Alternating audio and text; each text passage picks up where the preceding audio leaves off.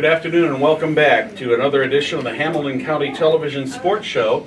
This afternoon we're with Fishers High School girls varsity basketball coach Lauren Vail. Lauren, first of all, congratulations on your new job. Thank you very much. I'm very excited. Well, it's been quite a year, a lot of changes for you and in that, and so I know that you guys usually start preparing for the year a little bit ahead of time, but you didn't know you were going to get this job until just what, a couple months ago or so, wasn't it? Yes, mid-September is when I was officially hired. Yes. So how has that changed your preparation for getting ready for the season? Well, luckily, Coach Gaines had everything pretty much in place when he left, and I've been around for long enough that I know how we run things in the off-season. Obviously, it was a little bit different. The players needed to adjust to me as the head coach and no longer as the assistant. But for the most part, it was a pretty smooth transition. Some things we were under a little bit more of a crunch, being hired about a month before the season started. But for the most part, really, it was fine.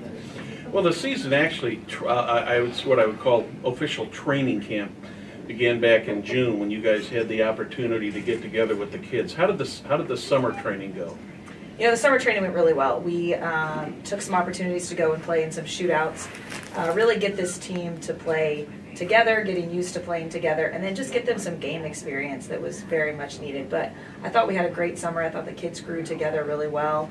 They got a good understanding of the system that we wanted to run, and so we felt good coming into the fall. So a lot of the kids probably came right out of an AAU program after playing there in April and May and come back to high school ball in June. How much of an adjustment was that for them?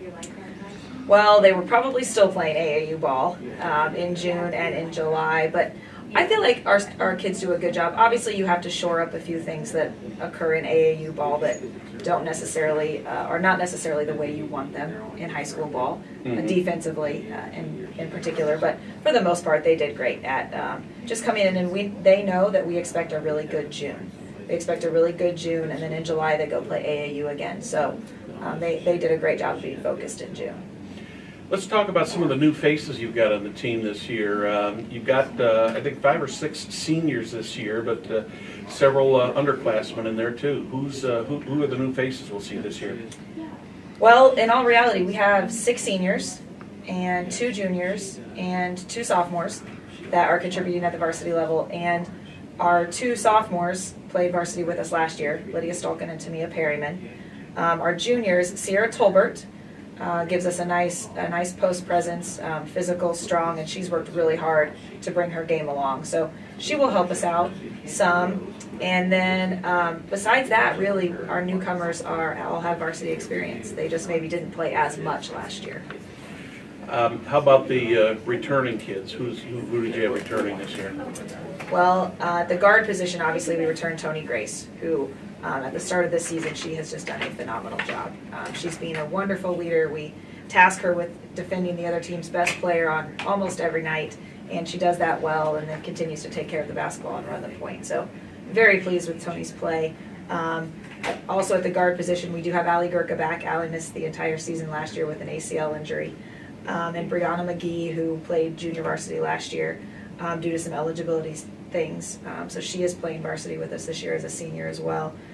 Kennedy London, who I think used last year as a great year to grow, and she has shown that she has matured a lot as well throughout the summer and the off season and into the start of this year. So Skylar Fulton also played a little bit with us last year, and these are all guards. So experience at the guard level is something that we really do have and that is valuable. So. Well, here on Hamilton County Television, we were at Westfield for the game there a couple of weeks ago, and unfortunately, you guys didn't have quite enough to take a W out of there. But the performance by Tony Grace that night was just phenomenal. I can't remember the exact number. I think it was either 32 or 34 points that she had in the game, and it was just a phenomenal performance by her. Yes, Tony had 37 that night in that overtime game, and she did a great job. It was one of those nights where the kid was, everything she threw up was going in, and she was working hard for the most part, taking care of the basketball and just doing what we needed her to do. The nice thing about Tony is that she can do it on both ends of the floor, and we've really talked with her about that, letting her defense lead to her offense, and she did. It was a great performance by her that night. We're getting to the point now where we're starting to get into conference games, and you know, I talk to a lot of people, and I think a lot of people are very envious of the Hoosier Crossroad Conference. In my opinion, that and the MIC are probably a couple of the best conferences in the state of Indiana. Your feelings on the Hoosier Crossroad Conference? The Hoosier Crossroads Conference is tough, and I wouldn't want it any other way. And we talked to our players about that, not wanting it any other way. You know, you have to bring your absolute best every single night, and especially this year. The conference already has shown that from top to bottom it is going to be tough, that no game is going to be given to you, and you're going to have to come out ready to play each and every night, which is how it should be, and it gives you great preparation when you go into the tournament. So, in addition to talking about the conference, when I was looking at your schedule this morning, you guys have got a very, very rough schedule there. It looks like there's either 8 or 9 teams that you're playing this year out of your 21 regular season games that are either ranked or even with you guys as far as Sagarin ratings and stuff. So you got some tough competition. We do, and you know, it is like that year in and year out. I think last year we finished our strength of schedule in the top 10, and I anticipate that we will be up there again this year. But like I said, it's the nature of, you know, being in a very, very strong conference, being a very large school, and I do believe that that prepares us well when it comes time for the postseason. But it does, our players understand that, like I said, they have to be focused each and every night when they come out. There are no games on our schedule where we can just walk out and expect to win just because we walked out on the floor. So, one of the things we've been asking all the coaches this fall when we've been talking to them is just to talk a little bit about the game and how you've seen it change in just the time that you started as a youngster, played in high school, college, and that. And how has the game changed? Well, I think one of the things I've noticed currently is the game is a lot more centered around the ball screen. I don't recall the ball screen being that much of a part of the game when I played back in the day. Which was not that far long ago, I understand that. But the ball screen, the screen and roll are all things that I feel like have been added to it. I maybe feel like the accuracy with which players shoot the ball has gone down a little bit.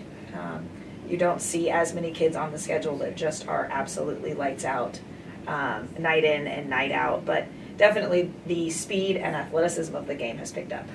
With all of the strength and conditioning that we do these days, the rate at which we play is very fast.